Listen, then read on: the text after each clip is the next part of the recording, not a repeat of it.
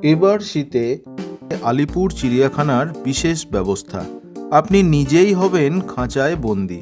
আগে হ্যাঁ, আপনাকেই থাকতে হবে খাঁচায়।